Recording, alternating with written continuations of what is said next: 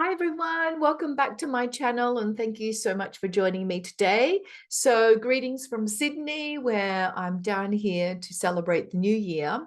And this week I wanted to talk about how we overcome that challenge of not having enough time to cover the syllabus or the study design or the curriculum guide.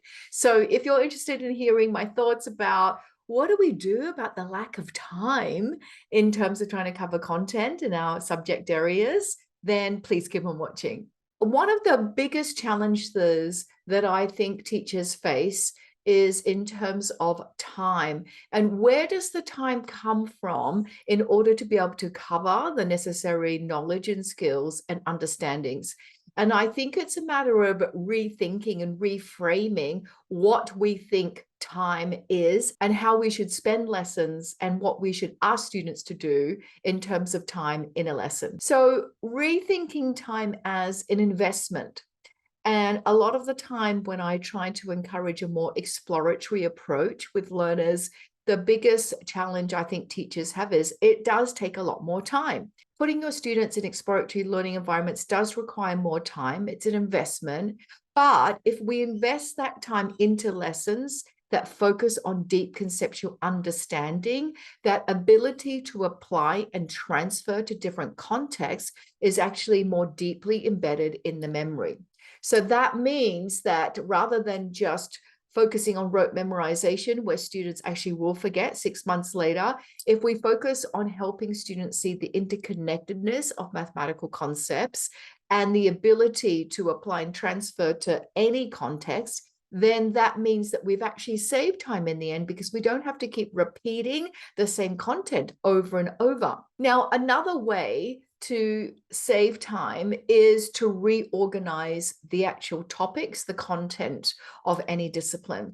And I'm going to specifically talk about mathematics. So if I was to get a syllabus or a curriculum guide and use that syllabus as a laundry list and just check off in order of how it appears, I would not have the time to actually cover the content. Doesn't matter what curriculum it is around the world. I've seen lots of different syllabi from different systems. And if we treat the mathematical content in terms of a laundry list, we will not be able to get through that content. So how do we reorganize that content so that we save time and that we're kind of helping students to see the interconnected of mathematics?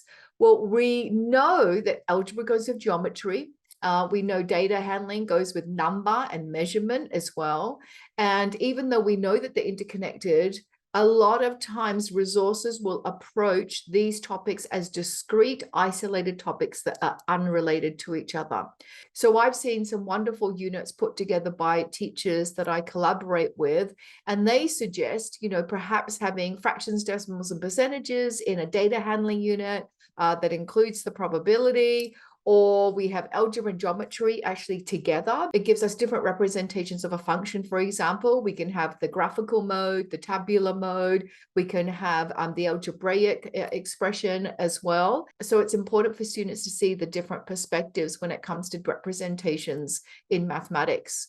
So really rethinking about how we can reorganize all of the content in mathematics into coherent, interconnected units where every single mathematical concept has some kind of context in order for students to be able to build understanding from.